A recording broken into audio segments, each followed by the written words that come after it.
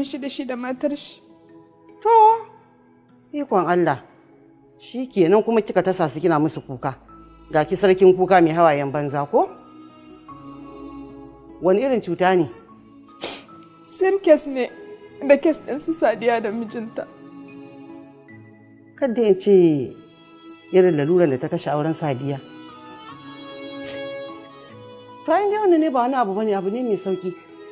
Tunda dai ba haihuwa suka yi ba, suna iya rabuwa, kowa ya je ya nemi daidai da shi ya aura. Kwarai ko da gaske, kowa ya je nemi abokin zama daidai da shi.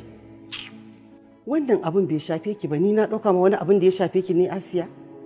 Ke ga ki mai hawayen banza da abin da ya shafe ki da abin da bai shafe ki ba, duk ki tasa shi kina mai kuka. Menene wannan? Me haka?